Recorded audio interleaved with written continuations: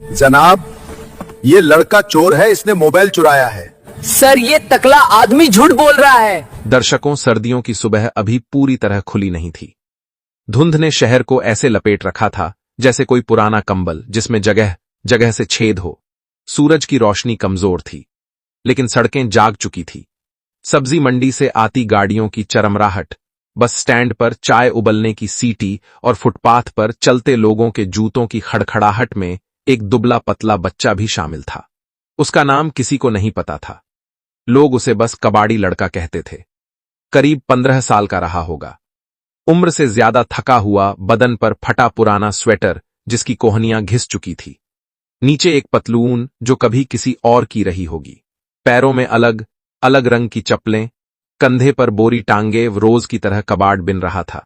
टूटी बोतलें, जंग लगा लोहा, प्लास्टिक की थैलियां, जो मिल जाए वही उसकी रोजी थी। उसकी आंखें तेज थी। जरूरत ने उसे जल्दी बड़ा कर दिया था। वह हर मोड़ जानता था, हर गली पहचानता था।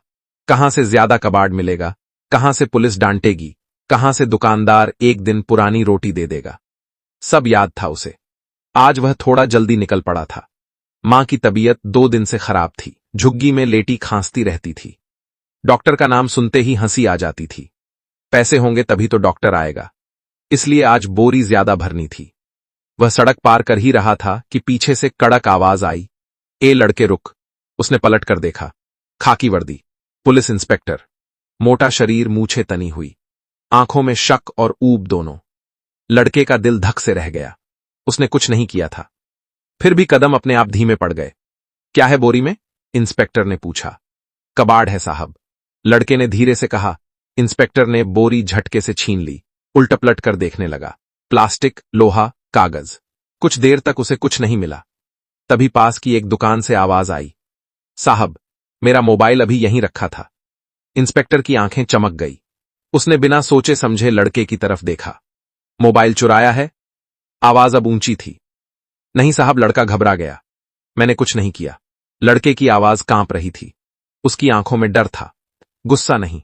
आदत थी उसे सवाल पूछने की नहीं, सहने की। थाने में कागज भरे गए, चोरी का केस, झूठा लेकिन कागज पर सच्चा। लड़के का नाम पूछा गया। वह कुछ पल चुप रहा, फिर बोला, अमन। बस इतना ही लिखा गया। शाम होते होते उसे हवालात से निकालकर कोर्ट ले जाया गया। अगले दिन पेशी थी। अमन को नहीं पता था कि कोर्ट क्या होता है। उसे बस इतना पता था कि जहां पुलिस ले जाए वहां सिर झुकाकर चलना चाहिए। कोर्ट की इमारत उसके लिए किसी दूसरी दुनिया जैसी थी। ऊंची छतें, काले कोट, फाइलों का ढेर। उसे कटघरे के पास खड़ा कर दिया गया। वह जमीन देख रहा था, नंगे पैरों के नीचे ठंडी फर्श महसूस कर रहा था। उसे नहीं पता था कि कुछ ही मिनटों में उसकी जिंदगी की सबसे बड़ी सच्चाई उसके सामने खड़ी होने वाली है। कोर्ट रूम में हलचल थी। पेशकार की आवाजें, कुर्सियों की सरसराहट और वकीलों के काले कोटों की फड़फड़ाहट। अमन को यह सब किसी शोर भरे सपने जैसा लग रहा था। उसे कटघरे के पास खड़ा कर दिया गया था। हाथ खाली थे, लेकिन कंधों पर डर का बोझ था। उसने धीरे से सिर उठाया। सामने ऊंचे मंच पर जज की कुर्सी थी। कुर्सी अभी खाली थी। अमन ने पहली बार महसूस किया कि यह जगह किसी मंदिर जैसी है। फर्क बस इतना था कि यहां भगवान नहीं फैसला बैठता है। पुलिस इंस्पेक्टर पहली पंक्ति में खड़ा था। सीना ताने चेहरे पर आत्मविश्वास, जैसे उसे पूरा यकीन हो कि जो किया है सही किया है। उसके लिए यह एक छोटा सा केस था। एक गरीब बच्चा, एक चोरी का इल्जाम और एक फाइल। शाम तक सब निपट जाना था। सरकारी वकील फाइल पलट रहा था। उसने अमन को ऊपर से नीचे देखा। नजर में कोई सवाल नहीं था, सिर्फ औपचारिकता थी। Case number 214। पेशकार की आवाज गूंजी। सब खड़े हो गए। जज आए। अमन ने अनजाने में भीड़ को देखकर भी सिर नहीं उठाया, लेकिन जैसे ही जज ने कुर्सी संभाली और बैठने की हल्की सी आवाज आई, अमन का दिल तेज धड़कने लगा। कुछ तो था उस माहौल में जो उसे असहज कर रहा था। अभियुक्त को सामने लाया जाए। जज ने कहा। अमन को 2 कदम आगे बढ़ाया गया। वह अब सीधे जज के सामने था। जज की नजर पहली बार उस पर पड़ी। वह नजर कठोर नहीं थी, ना ही उदासीन, बस गहरी थी, जैसे किसी किताब का पहला पन्ना खोलकर पढ़ा जा रहा हो। जज कुछ सेकंड तक चुप रहे। अमन को लगा जैसे वक्त रुक गया हो। नाम जज ने पूछा। अमन, उसने धीमे से कहा। उम्र 15 शायद आवाज में झिझक थी। जज की भें हल्की सी सिकुड़ी, शायद शब्द शायद ने उन्हें रोका था। पढ़ते हो? अमन ने सिर हिलाया। नहीं साहब। क्या करते हो? कबाड़ बिनता हूं। कोर्ट रूम में हल्की सी सरगोशी हुई। कोई खांसा, किसी ने कुर्सी बदली। जज ने फाइल खोली, फिर इंस्पेक्टर की ओर देखा। इल्जाम। इंस्पेक्टर ने आवाज साफ की। माय लॉर्ड, अभियुक्त ने बाजार में एक दुकानदार का मोबाइल फोन चुराया, मौके पर पकड़ा गया। जज ने नजर उठाकर फिर अमन को देखा। तुमने मोबाइल चुराया? अमन की आंखें भर आई। नहीं, उसने साफ कहा। पहली बार उसकी आवाज में डर के साथ मजबूती भी थी। तुम्हारे पास से मोबाइल बरामद हुआ? जज ने पूछा। इंस्पेक्टर एक पल के लिए रुका। नहीं, लेकिन परिस्थितिजन्य साक्ष्य। जज ने बात काटी या अनुमान। कोर्ट रूम में सन्नाटा फैल गया। जज ने फाइल बंद कर दी। उन्होंने कुर्सी से पीठ टिकाई और अमन को फिर से देखा। इस बार नजर सिर्फ कानूनी नहीं थी, उसमें कुछ निजी था, कुछ ऐसा जो अमन समझ नहीं पा रहा था। जज ने धीरे से पूछा, तुम्हारे पिता क्या करते थे? अमन का गला भर आया। पता नहीं साहब, मां कहती है वह बहुत पहले चले गए। यह सुनते ही जज का चेहरा एक पल के लिए सख्त हो गया। उनकी उंगलियां कुर्सी के हथे पर कस गई, जैसे किसी ने किसी पुराने जख्म को छू लिया हो। उन्होंने गहरी सांस ली। इंस्पेक्टर जज की आवाज अब ठंडी थी। क्या आप शपथ लेकर कह सकते हैं कि यह बच्चा दोषी है? इंस्पेक्टर पहली बार असहज हुआ। कोर्ट रूम ने यह बदलाव महसूस किया। अमन को नहीं पता था कि क्यों, लेकिन उसे लगने लगा था कि यह सुनवाई बाकी सुनवाइयों जैसी नहीं रहने वाली। कोर्ट रूम में अब वह औपचारिक शोर नहीं था, जैसे किसी ने अदृश्य हाथ से आवाजें दबा दी हो। जज अपनी कुर्सी पर सीधे बैठे थे, लेकिन उनकी आंखें अब फाइल पर नहीं थी। वे अमन को देख रहे थे, उस तरह नहीं जैसे कोई न्यायाधीश अभियुक्त को देखता है, बल्कि जैसे कोई इंसान किसी पुराने सवाल को फिर से टटोल रहा हो। इंस्पेक्टर जज ने दोबारा कहा, बरामदगी नहीं है, सीसीटीवी फुटेज नहीं है और शिकायतकर्ता खुद यहां मौजूद नहीं है। फिर आपने एफआईआर किस आधार पर दर्ज की? इंस्पेक्टर ने गला साफ किया। माय लॉर्ड, बच्चा संदिग्ध हालत में था, कबाड़ बिन रहा था, दुकान के पास मौजूद था। संदिग्ध हालत। जज ने शब्द दोहराए। क्या गरीबी अब अपराध का संकेत बन चुकी है? कोर्ट रूम में कुछ लोगों ने सिर झुका लिया। जज ने अमन की ओर देखा। तुम्हारी मां कहां है? झुग्गी में, अमन बोला। बीमार है? कोई और? नहीं। जज ने एक पल के लिए आंखें बंद की। वह पल छोटा था, लेकिन उसमें बहुत कुछ छुपा था। जब उन्होंने आंखें खोली तो उनकी आवाज बदल चुकी थी। सख्ती कम थी, वजन ज्यादा। इंस्पेक्टर, उन्होंने कहा, आप जानते हैं कि नाबालिग से जुड़ा मामला विशेष सावधानी मांगता है। इंस्पेक्टर ने सिर हिलाया। जी माय लॉर्ड। फिर आपने बाल कल्याण समिति को सूचना क्यों नहीं दी? इस सवाल पर इंस्पेक्टर के चेहरे का रंग बदल गया। माय लॉर्ड, मामला छोटा था। छोटा आपके लिए, जज ने कहा, लेकिन इस बच्चे के लिए यह उसकी पूरी जिंदगी हो सकती है। यह पहली बार था जब अमन ने किसी बड़े आदमी को अपने लिए बोलते सुना। उसकी आंखें अनजाने में भर आई, लेकिन उसने आंसू पोंछ लिए। उसे रोना पसंद नहीं था, रोने से पेट नहीं भरता। जज ने पेशकार की ओर देखा। इस बच्चे की उम्र की पुष्टि हुई? नहीं, माय लॉर्ड। जज की उंगलियां मेज पर हल्के से थपी। मतलब आपने एक नाबालिग पर चोरी का केस दर्ज कर दिया, बिना प्राथमिक जांच के। कोर्ट रूम में बैठे कुछ वकील एक दूसरे को देखने लगे। मामला अब सामान्य नहीं रहा था। जज ने अमन से पूछा, तुम्हें कोर्ट आने से पहले बताया गया था कि तुम्हारे अधिकार क्या हैं? अमन ने सिर हिलाया। नहीं। तुम्हें डराया गया? अमन चुप रहा, फिर बहुत धीमे से बोला। थोड़ा जज के सीने में कहीं गूंज गया। उन्होंने अचानक फाइल बंद कर दी। इंस्पेक्टर, जज ने कहा, आप बाहर प्रतीक्षा करें। इंस्पेक्टर चौंका। माय लॉर्ड, मैंने कहा बाहर। इंस्पेक्टर ने विरोध नहीं किया। वह बाहर चला गया, लेकिन उसके चेहरे पर अब आत्मविश्वास नहीं था। कोर्ट रूम में सन्नाटा था। जज ने अमन की तरफ देखा। उनकी आंखों में कुछ ऐसा था जो अब न्यायाधीश का नहीं लग रहा था। तुम्हारा पूरा नाम क्या है? उन्होंने पूछा। अमन कुमार जवाब आया। जज का चेहरा एक पल के लिए स्थिर हो गया, जैसे किसी भूले हुए दरवाजे पर अचानक दस्तक हुई हो। तुम्हारी मां का नाम? सीमा। यह सुनते ही जज की सांस अटक गई। कोर्ट रूम ने कुछ नहीं देखा, लेकिन जज के भीतर कोई दीवार दरक चुकी थी। उन्होंने खुद से बहुत धीमे में कहा, इतना धीमे कि कोई और ना सुन सके, सीमा। और उसी पल यह केस, यह बच्चा और यह अदालत, सब कुछ बदल चुका था। जज की कुर्सी पर बैठे व्यक्ति का चेहरा अब पहले जैसा नहीं था। आंखों के आसपास की सख्ती पिघल चुकी थी, लेकिन उन्होंने खुद को संभाल लिया। अदालत भावनाओं की जगह नहीं होती। ये बात वे दूसरों को जितनी बार समझाते थे, आज खुद को उससे ज्यादा जरूरत थी। उन्होंने गहरी सांस ली। अमन, जज ने कहा, तुम्हारी मां सीमा कहां की रहने वाली हैं? अमन ने सिर उठाया। पहली बार उसने जज को ध्यान से देखा। काले कोट के नीचे सफेद शर्ट, गर्दन में बैंड, उम्र 50 के आसपास। चेहरा जाना पहचाना नहीं था। फिर भी कहीं कुछ हिला। कानपुर, अमन बोला। जज की उंगलियां मेज पर थम गई। पूरा नाम सीमा शर्मा। अब जज ने नजरें हटा ली।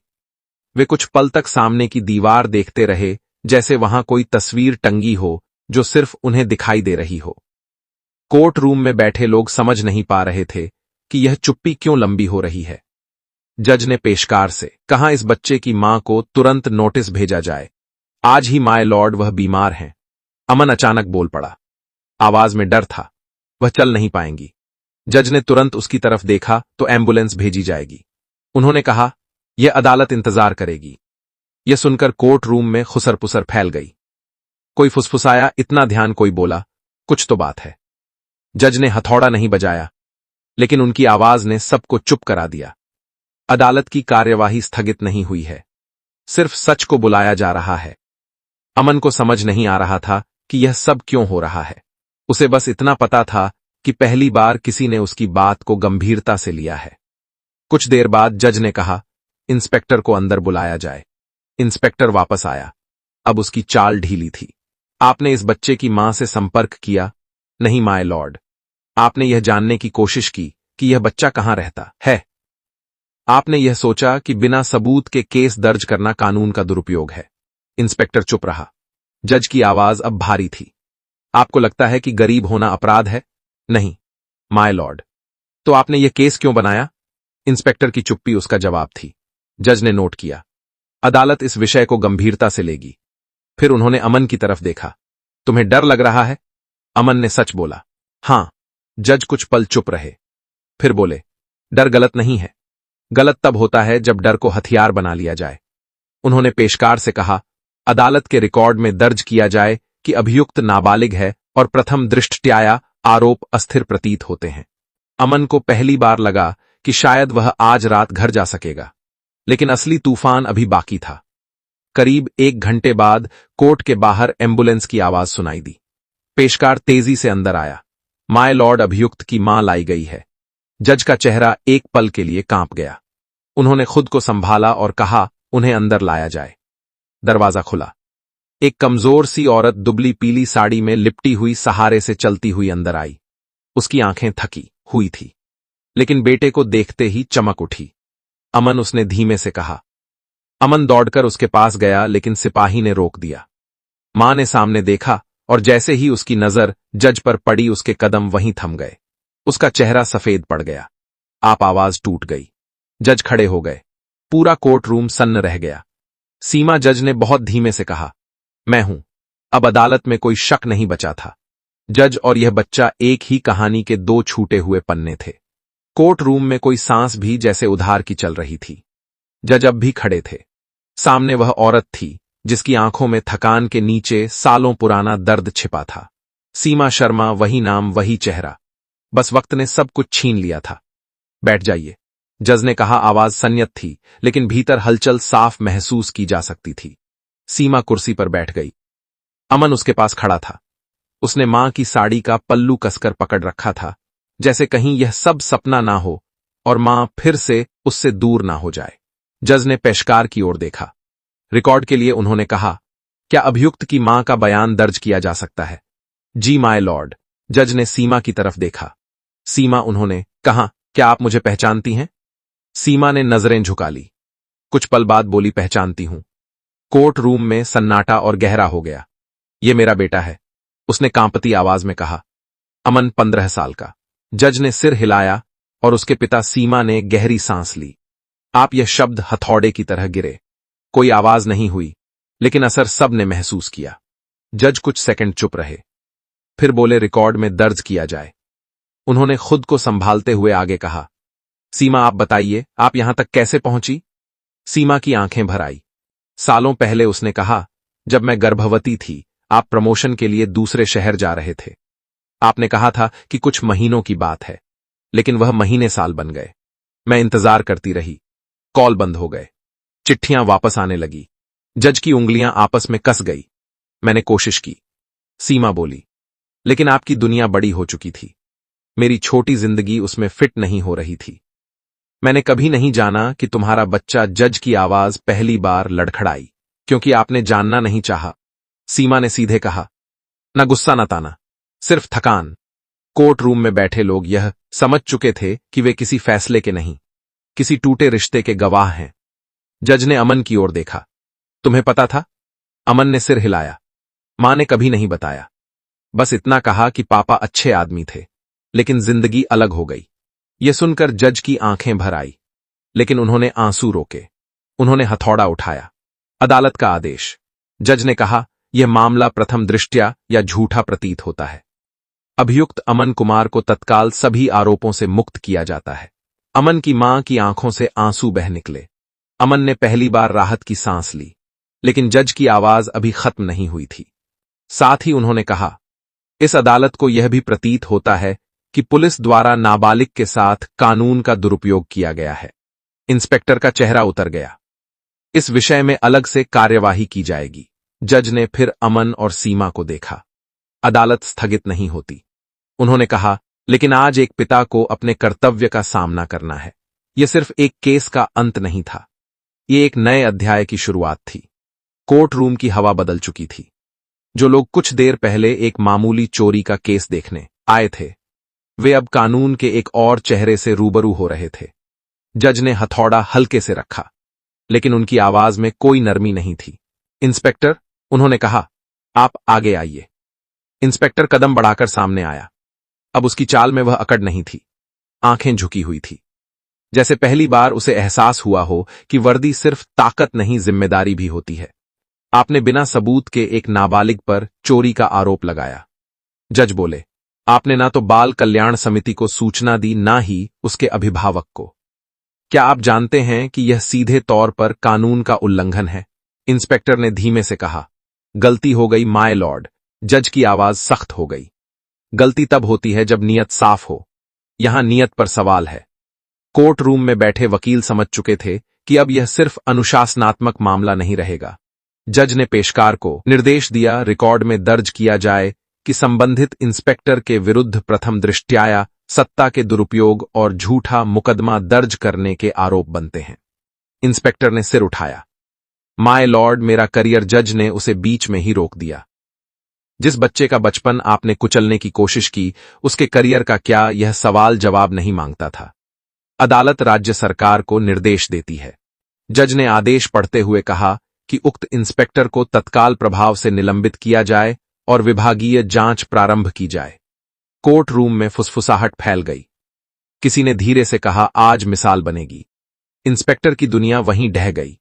उसे पहली बार समझ आया कि गरीब की चुप्पी को कमजोरी समझना कितनी बड़ी भूल हो सकती है। जज ने अब नजरें अमन और सीमा की ओर मोड़ी। अमन, उन्होंने कहा, आवाज अब भारी नहीं थी, बल्कि ईमानदार थी। तुम्हें घर भेजा जा रहा है, आज नहीं अभी। अमन ने मां की तरफ देखा। उसकी आंखों में सवाल थे, लेकिन डर नहीं था।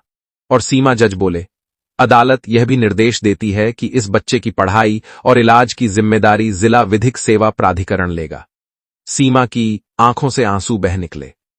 माय लॉर्ड, जज ने धीरे से सिर हिलाया। यह दया नहीं है, यह अधिकार है। फिर वह पल आया जो कानून की किताबों में नहीं लिखा होता। जज ने कोर्ट को कुछ मिनटों के लिए स्थगित किया। वे कुर्सी से उतरे। पहली बार नहीं, लेकिन इस बार वजह अलग थी। वे मंच से नीचे आए और अमन के सामने खड़े हो गए। अमन घबरा गया। उसने सोचा शायद कुछ गलत हो गया, लेकिन जज ने बहुत धीमे से कहा, अगर तुम चाहो तो मुझसे सवाल पूछ सकते हो। अमन ने मां की तरफ देखा। सीमा ने सिर हिलाया। आप सच में मेरे पापा हैं? यह सवाल सीधा था, न शिकायत न आरोप। जज की आंखें भर आई। हां, उन्होंने कहा, और यह सच मैंने बहुत देर से स्वीकार किया है। अमन कुछ नहीं बोला। वह बस खड़ा रहा। फिर धीरे से बोला, तो फिर आप हमें छोड़कर क्यों चले गए? यह सवाल किसी अदालत में दर्ज नहीं हुआ, लेकिन वह जज के दिल में हमेशा के लिए दर्ज हो गया। वे कुछ पल चुप रहे, फिर बोले, क्योंकि मैं कमजोर था और आज मैं उसकी कीमत चुका रहा हूं। अमन ने कुछ नहीं कहा, उसने बस मां का हाथ और कसकर पकड़ लिया। कोर्ट रूम के बाहर लोग खड़े थे, मीडिया भी थी, लेकिन उस पल वहां कोई जज, कोई अभियुक्त नहीं था। वहां सिर्फ एक पिता था जिसे अब अपने बेटे का हक कमाना था।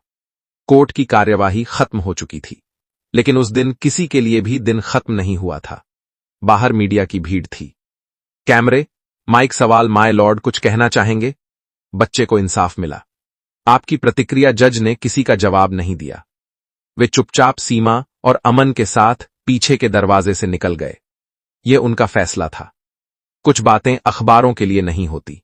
सरकारी गाड़ी में बैठते वक्त अमन झिझक रहा था। वह पहली बार ऐसी गाड़ी में बैठा था। सीट मुलायम थी, लेकिन उसका शरीर अब भी सख्त था। आदत नहीं जाती इतनी जल्दी। सीमा खामोश थी। उसकी आंखें बाहर सड़क पर टिकी थी, वही सड़कें जिन पर उसने सालों अकेले चलकर जिंदगी घसीटी थी। आज वही सड़कें कुछ अलग लग रही थी। आसान नहीं, लेकिन कम से कम बेगानी भी नहीं। जज सामने की सीट पर बैठे थे। आईने में वे कभी कभी अमन को देख लेते। हर बार कुछ कहने का मन करता, लेकिन शब्द रास्ता नहीं ढूंढ पाते। घर पहुंचकर गाड़ी रुकी। यह जज का सरकारी आवास नहीं था, बल्कि एक छोटा सा गेस्ट हाउस जानबूझकर चुना गया था। वे जानते थे कि अचानक सब कुछ बदल देना ठीक नहीं होगा। आज यहीं रुकेंगे। जज ने कहा, कल बात करेंगे आराम से। अमन ने सिर हिलाया। उसे भूख लगी थी, लेकिन उसे ज्यादा थकान थी, ना शरीर की मन की। रात के खाने में अमन ने बहुत कम खाया। मां ने टोका भी नहीं। वह जानती थी उसका बेटा अंदर ही अंदर बहुत कुछ पचा रहा है। सोने से पहले जज दरवाजे पर रुके। अमन, उन्होंने कहा, अगर कुछ चाहिए हो तो बताना। अमन ने पहली बार उन्हें सीधे देखा। आप कल भी रहेंगे? जज ने बिना सोचे कहा। हां। यह जवाब छोटा था, लेकिन अमन के लिए बहुत बड़ा। अगली सुबह सूरज देर से निकला। शायद शहर को भी संभलने में वक्त लग रहा था। अमन जल्दी उठ गया। आदत थी। कबाड़ बिनने वाले बच्चे देर तक नहीं सोते। वह बाहर 3 लॉन में बैठा था। जब जज आए, बिना कोट, बिना बैंड, सिर्फ एक साधारण शर्ट में, अमन ने उन्हें इस रूप में पहली बार देखा। चाय पियोगे? जज ने पूछा। अमन ने सिर हिलाया। दोनों चुपचाप बैठे। चाय की भांप उठती रही। यह खामोशी अजीब नहीं थी, जरूरी थी। कुछ देर बाद जज बोले, तुम पढ़ना चाहोगे? अमन ने चौंक कर देखा। पढ़ना? हां। स्कूल? अमन ने धीरे से कहा। मुझे अक्षर आते हैं, मां ने सिखाए थे। जज ने मुस्कुराया। आया, बस वहीं से शुरू करेंगे। उस दिन जज ने कोई आदेश नहीं दिया, कोई भाषण नहीं दिया। उन्होंने बस एक फाइल खोली और एक पिता की तरह पहली जिम्मेदारी उठाई। शाम को वे तीनों डॉक्टर के पास गए। सीमा का इलाज शुरू हुआ। अमन ने देखा कैसे जज हर पर्ची संभाल कर रख रहे थे, जैसे डर हो कि कुछ छूट ना जाए। रात को अमन ने पहली बार एक सवाल खुद से पूछा, क्या जिंदगी सिर्फ लड़ने का नाम नहीं है? शायद सीखने का भी। उस रात उसने चैन की नींद सोई। सपनों में कबाड़ नहीं था, सिर्फ एक स्कूल की घंटी थी जो डराती नहीं थी। 3 महीने बीत गए। समय वही था, लेकिन सब कुछ वैसा नहीं रहा। कोर्ट रूम में अब भी वही कुर्सियां थी, वही फाइलें, वही भीड़। फर्क सिर्फ इतना था कि इस बार मामला किसी बच्चे पर नहीं, बल्कि वर्दी पर था। वही इंस्पेक्टर, वही नाम। अब आरोपी की जगह खड़ा। विभागीय जांच पूरी हो चुकी थी। सीसीटीवी फुटेज, गवाहों के बयान, थाने की एंट्री रजिस्टर, सब ने एक ही सच बोला। चोरी हुई ही नहीं थी। मोबाइल दुकान के काउंटर के नीचे गिरा मिला था, लेकिन उससे पहले एक बच्चे को अपराधी बना दिया गया था। जज ने फैसला पढ़ा। संबंधित इंस्पेक्टर को सेवा से बर्खास्त किया जाता है। साथ ही उसके विरुद्ध झूठा मुकदमा दर्ज करने, नाबालिग के अधिकारों के उल्लंघन और सत्ता के दुरुपयोग के आरोप में आपराधिक कार्यवाही शुरू की जाती है। कोर्ट में कोई तालियां नहीं बजी। यह जीत नहीं थी, यह चेतावनी थी। इंस्पेक्टर को ले जाया गया। उसकी आंखों में वही डर था जो कभी अमन की आंखों में था। फर्क सिर्फ इतना था कि इस बार डर सही जगह खड़ा था। उसी दिन जज ने एक और आदेश पास किया। अमन का दाखिला सरकारी सीए स्कूल में हो चुका था। किताबें नई थी, लेकिन डर पुराना था। पहले दिन जब स्कूल बस आई, अमन कुछ पल हिचका। फिर मां ने उसके कंधे पर हाथ रखा। जा, उसने कहा, अब लौट कर आएगा। अमन बस में बैठा, खिड़की से बाहर देखा। उसने पहली बार महसूस किया कि सड़कें सिर्फ काम की जगह नहीं होती, वे रास्ता भी होती हैं। जज उस दिन कोर्ट देर से पहुंचे। उन्होंने कुर्सी संभाली, लेकिन आज वह कुर्सी भारी नहीं लगी। शायद इसलिए कि कुछ बोझ उन्होंने नीचे रख दिया था। शाम को वे स्कूल गए। अचानक नहीं, चुपचाप। अमन उन्हें देखकर घबरा गया। मैं देखने आया था, जज ने कहा, डराने नहीं। अमन मुस्कुराया। छोटी सी लेकिन सच्ची। कुछ महीने बाद अमन ने पहला इनाम जीता। ना दौड़ में ना भाषण में। उसने एक निबंध लिखा था, न्याय क्या होता है। उसने लिखा था, न्याय तब होता है जब कोई आपकी बात सुने, जब आपको पहले अपराधी ना माने, और जब गलती करने वाला माफी नहीं, जिम्मेदारी ले। जज ने वह निबंध पढ़ा देर तक। उस रात उन्होंने अपनी डायरी में एक पंक्ति लिखी, मैं एक दिन का अच्छा जज हो सकता था, लेकिन मुझे एक उम्र का अच्छा पिता बनना है। सीमा की तबीयत अब बेहतर थी। उसने एक छोटा सा सिलाई काम शुरू कर दिया था। आत्मनिर्भर होने की जिद अब डर से बड़ी थी। अमन कभी कभी कोर्ट के बाहर खड़ा होकर अंदर झांकता, वही जगह जहां एक दिन वह कटघरे में खड़ा था। आज वह जानता था, इंसाफ सिर्फ फैसला नहीं होता, कभी कभी वह दूसरा मौका होता है। शहर में लोग यह कहानी आज भी बताते हैं।